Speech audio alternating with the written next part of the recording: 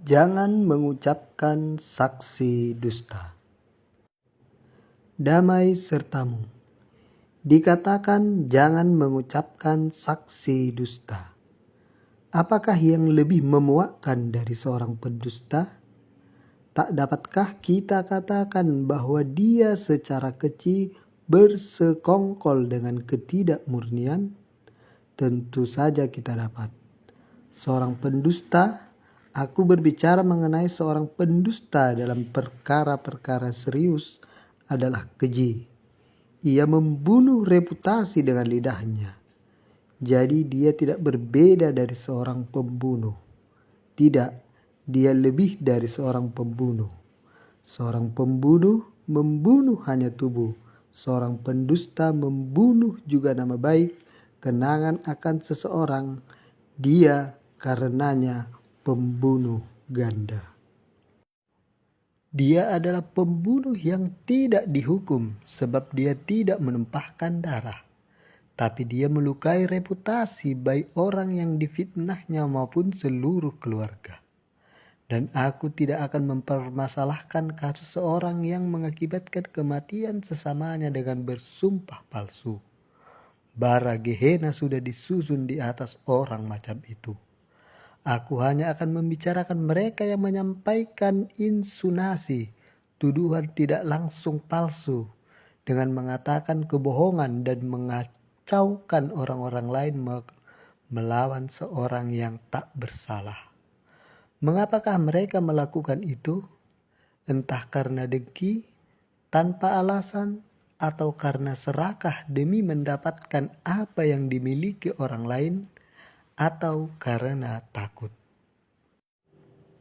Kedengkian, hanya teman setan yang mendengki.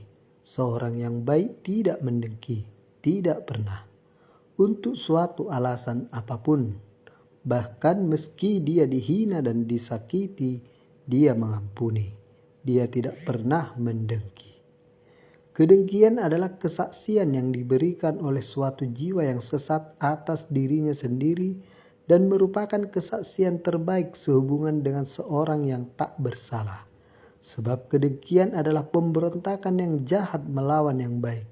Barang siapa baik tidak butuh diampuni. Keserakahan, dia punya apa yang aku tidak punya. Aku menginginkan apa yang dipunyai.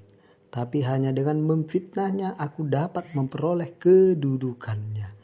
Dan aku akan melakukannya. Akankah aku berdusta? Apa masalahnya? Akankah aku mencuri? Apakah masalahnya? Akankah aku merusakkan seluruh keluarga? Apa masalahnya?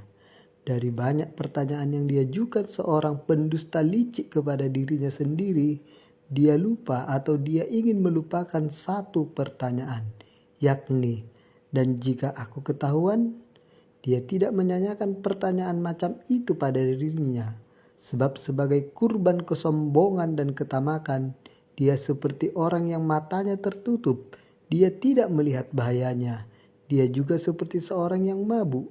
Dia dimabukkan oleh anggur setani dan tidak berpikir bahwa Allah lebih kuat dari setan dan akan menuntut balas demi orang yang difitnah.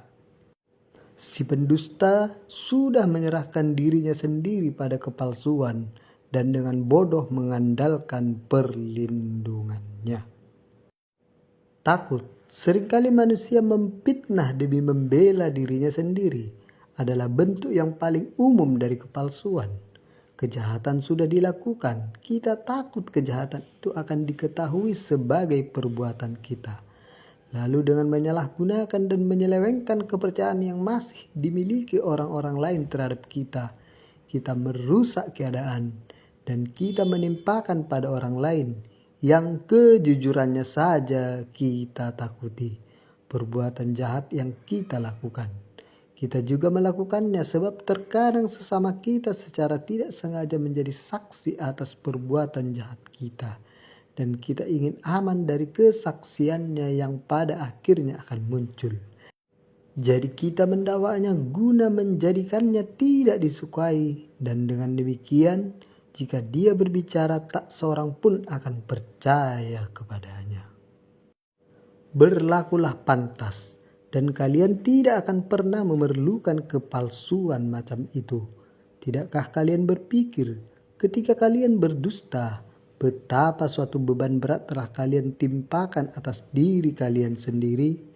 Berat sebab takluk secara sukarela pada roh jahat, sebab rasa takut terus-menerus akan ketahuan, dan sebab perlu mengingat-ingat dusta itu. Juga sesudah bertahun-tahun, dan dalam segala keadaan dan detail sebagaimana dusta itu dikatakan, agar tidak melawan diri sendiri. Betapa kerja bagai seorang budak. Andai saja itu membantumu untuk mendapatkan surga, tapi malahan sebaliknya hanya berguna untuk mempersiapkan tempat di neraka. Jujurlah betapa elok bibir seorang yang tidak mengenal dusta. Dia mungkin miskin, kasar, tak dikenal. Dia betulkah? Tapi dia masih seorang raja, sebab dia tulus hati, dan ketulusan hati adalah lebih mulia dari emas dan mahkota, dan meninggikan orang di atas orang banyak lebih dari sebuah tahta, dan mendapatkan lebih banyak orang-orang baik daripada yang dimiliki seorang raja. Keakraban dengan seorang yang tulus hati membangkitkan perasaan aman dan nyaman. Sementara persahabatan dengan seorang yang serong hati atau bahkan sekedar dekat dengan seorang macam itu membangkitkan perasaan tidak enak. Sebab kebenaran segera datang kepada terang dengan 1001 cara. Mengapakah dia yang berdusta tidak memikirkan bahwa sesudahnya dia akan selalu dicurigai? Bagaimanakah orang dapat percaya akan apa yang dia katakan? Bahkan meski dia mengatakan kebenaran dan orang yang mendengarnya ingin mempercayainya, akan selalu ada keraguan. Apakah dia berdusta juga sekarang? Kalian mungkin bertanya, di manakah kesaksian palsu? Setiap dusta adalah kesaksian palsu, bukan hanya yang resmi. Jadilah sederhana seperti Allah dan seorang kanak-kanak. Jujurlah setiap saat dalam hidupmu. Apakah kalian ingin dianggap baik? Jadilah sungguh demikian. Bahkan meski seorang penyebar fitnah ingin mengatakan yang jahat tentangmu, 100 orang baik akan mengatakan, tidak, itu tidak benar. Dia baik, perbuatan-perbuatannya berbicara mengenai dia. Dalam salah satu kitab sapiential, mengandung kebijaksanaan Amsal, Pengkhotbah, Kidung Agung, Kebijaksanaan Salomo, Sirak, dikatakan, tak bergunalah dan jahatlah orang yang hidup dengan mulut serong, yang hatinya mengandung tipu muslihat, yang senantiasa merencanakan kejahatan, dan yang menimbulkan pertengkaran. 6 perkara ini yang dibenci Tuhan, bahkan 7 perkara yang menjadi kekejian bagi hatinya. Mata sombong, lidah dusta, tangan yang menumpahkan darah orang yang tidak bersalah, hati yang membuat rencana-rencana yang jahat, kaki yang segera lari menuju kejahatan, seorang saksi dusta yang menyemburkan kebohongan, dan yang menimbulkan pertengkaran saudara. Orang jahat terjerat oleh pelanggaran bibirnya. Siapa mengatakan kebenaran menyatakan apa yang adil, tetapi saksi dusta menyatakan tipu daya. Bibir yang mengatakan kebenaran tetap untuk selama-lamanya, tetapi lidah dusta hanya untuk sekejap mata.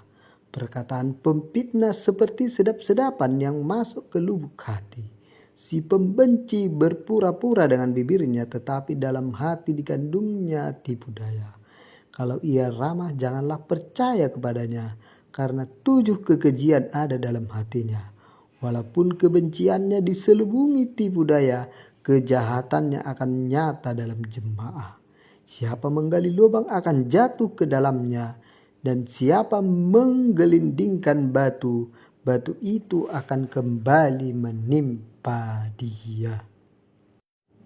Dosa dusta adalah setua umur dunia, dan pikiran orang bijak mengenainya tidak berubah. Tidak berubah pula penghakiman Allah atas mereka yang berdusta. Aku katakan, milikilah hanya satu bahasanya.